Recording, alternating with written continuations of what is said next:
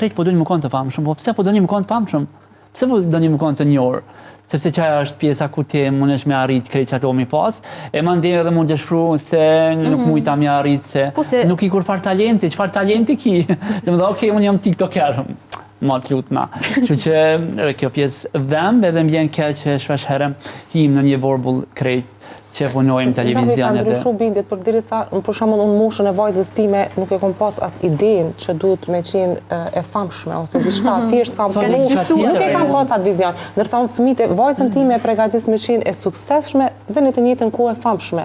Domethënë ka ndryshu bindjet, ka ndryshu idetë. Po që njerëzit dojnë me arrit shumë shpejt, mi prej kësaj shumë shpejt edhe nuk. E vërtetë është, megjithatë unë mendoj që kjo duhet me qenë individuale, ne duhet të jemi ata që ndihemi më mirë. Patjetër. Duhet jemi vetja, jo të bëjmë diçka me presion, që na e dëmton mandej edhe anën psikologjike tonën, sepse s'na duhet asaj sukses cilin e fitojmë. Duhet me qenë thjesht vetvetja.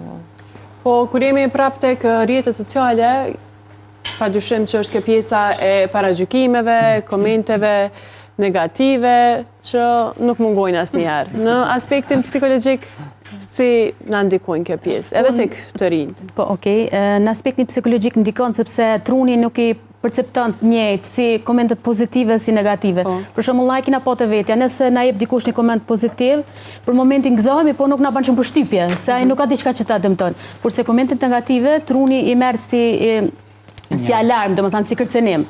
Dhe prandaj është një diferencë shumë e madhe. Por mirë ashtu mos më ndiku, domethënë mos me pas një impakt domethënë emocional më përfshi, se e kam thënë dhe një herë më përpara që nuk kena lënë të më pëlqy të gjithëve, kështu që kjo pjesë nuk është mirë me marr afër vetes dhe gjithmonë me rujt të pjesën emocionale.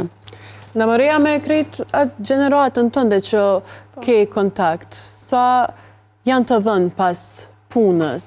Ndoshta te ke të kriju me shoqërinë që jam punëtor, po në përgjithësi po flasim, jo. Atëherë nëse po flasim për rrethin tim, unë kom fatin që rrethona me njerëz jashtëzakonisht punëtor, po nëse e këshirim në aspekt më gjerë, them drejtën, është, domethënë, organizon krejt një udhtim, edhe i gjejmë vendet lokacione specifike, shkon e po më foton, po jo, s'po him randa, se s'po shtrajt, po krijohet koncepti që isha aty. Po mjafton fotografia. Po dhe po krijohet një farë, nuk Varsi e madhe. Unë e vetë jo me varun për teknologjisë, partneri jam tepër e ka problem, se unë non-stop... Puna po e lidh shumë, po edhe 70 orë që i kam une, është paksi e tepër të